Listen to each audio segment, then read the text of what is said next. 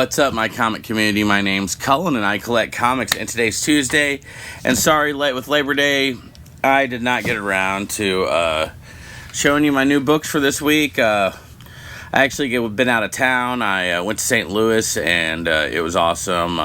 Didn't get any books this trip, but because without my CLZ, a lot of the times, I am absolutely lost. And I wasn't sure what I wanted to get anyway, but I went by SLZ, or basically when I left for St. Louis, and I got up, got ready for work really, really early because I had to work on Sunday, and then I was going to a concert straight up after that, staying all night, then going to the comic shop. Well, let's just say, make a long story short, I forgot things I needed, like my phone charger, and so I forgot to charge my phone overnight. And so as soon as I got to the phone shop, my phone was dead. Without CLZ, the comic app, where, you know, when you have, like me, your collection of books is, let's see, 16,000. You know, you've got, it's a lot to keep up with, and you don't want to rebuy stuff. So that's it. All right, we're gonna get right into it with Dune House Carino, number 5. This, of course, is Frank Herbert and Kevin J. Anderson writing. Simone Ragazzoni is the artist, and the interior art is done by Raymond Swanlin, as per usual. Next, we're moving on to this Batman Brave and Bold. Wherever it went on my list, I cannot find it. I know it's on here. There it is. Batman, Brave and Bold, 16. Simone DeMeo cover. Tim Seeley, Andy McDonald, Andy McDonald doing the art. Tim Seeley doing the writing. I can't remember if Brave and Bold has extra writers or not, or if it's I think it's the anthology, so I think there might be some extra other writers on that. I know it mentions them. Sometimes CLZ doesn't give you... Oh, there we go, yeah. Alex Segura, Tanat Gonkbeck also writing, and Kelly Jones doing art, and Fernando Pisarian also doing art. See, knew there was more people on an anthology book. Next, we got Batman Dark Ages, Dark Age number 5. Mike Alfred cover, interiors by Mike Alfred, and written by Mark Russell. Alright, we're moving on to... Well, we're not moving on that way, because boom, there we go. Detective Comics. We got this written by Ram V, obviously, on that. And Dan Waters also writing. Gilliam March doing the interior art, and that art is by Evan Cagle, who's been doing the art for quite some time. I've been loving it. Love these covers. Gonna keep moving on to... We've got Gotham City Sirens number 4. And this has Terry Dodson cover, also with Rachel, obviously. And doing the inking. Interior art's done by Dan Hilliard, Ted Brandt, and Rose Stein. And Leah Williams is writing this. And that's number 4. I think that's the last one. Next, we've got Zatanna, number 3 of Bringing Down the House. And that's got a Javier Rodriguez cover. And it's also got written by Mariko Tamaki. And the interior's done by Javier Rodriguez also. We're moving on to Marvel. And we've got Amazing Spider-Man, number 56. Sweet cover. It's done by John Romita Jr. And I don't always say that about John Romita Jr. Sometimes I talk smack, even though I couldn't do this stuff myself. A lot of people talk smack on artists. Sometimes they, stuff they can't do. Like freaking Rob Liefeld all the time. And, he's great. I mean, But like I said, and also sometimes does. I mean, everyone does weird stuff. I mean, look at Miller's artwork and be very divisive too. But like I said, I actually really like this J.R. cover. John Romita Jr.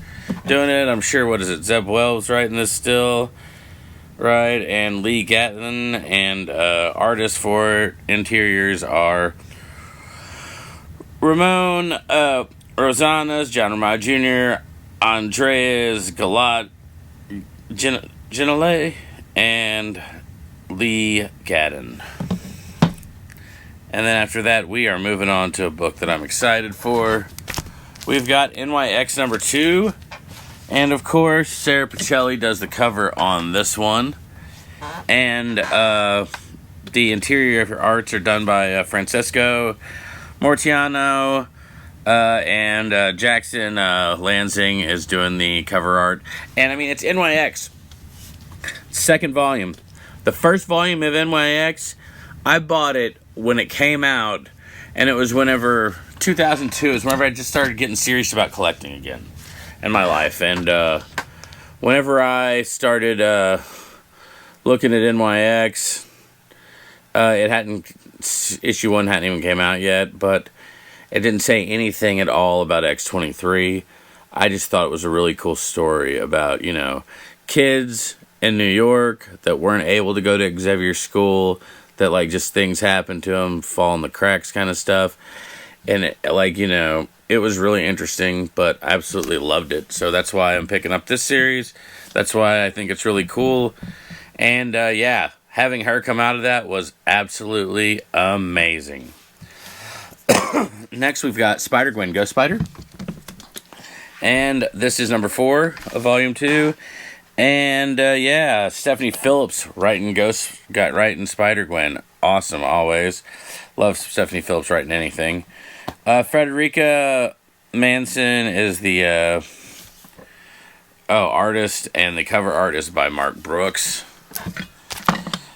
And we're moving on to the Ultimate Universe with Ultimate X-Men number 6.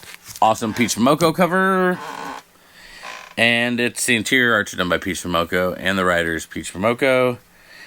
And, absolutely, always, I'm sure it's going to be great. I love her stuff. I've been loving this series so far.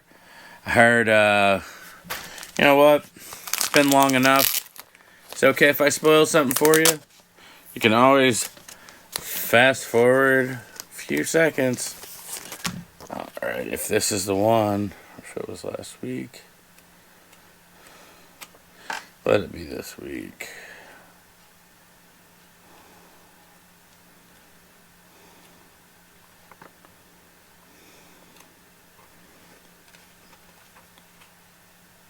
I hope I'm not wasting everyone's time.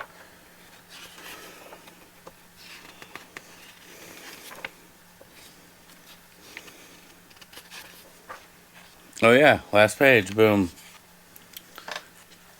Check out Mr. Weapon X back there in the shadows. Super cool. So yeah, I'm excited. There's that. Guess I could have thrown it up there way earlier. But next, we're finally moving on to the 3rd issue of new X-Men series. Just straight up X-Men. Looks like Storm Shadow decided to crash out on us. I hope that it didn't mess up with how the book looks. But yeah, Jed MacKay is writing this. Ryan Stegman did the cover art and the interior art for this. And the cover inker is J.P. Mayer. And yeah, this X-Men series, I mean, Ryan Stegman doing the art, I definitely had to pick it up. I'm really enjoying his stuff quite a bit. But yeah, I don't even know if I mentioned at all, sadly, this weekend, how the reason I went to St. Louis was to go to the concert. It was Rob Zombie and Ministry and Filter, and it was absolutely awesome. And just about any time I can get a chance to see Ministry, I will. They're super cool. But yeah, like, it was a really good show. Even Rob Zombie was super fun. I mean, even if you're, not a huge fan of his kind of stuff, because, I mean, it's, it's basically hard rock pop kind of. But it's super fun. I mean, without him, the strip clubs would not have nearly as much fun music. So we got that going. So thanks a lot for watching. Hit like, subscribe. I'm going to get off here, and I will see you on the next video. Later.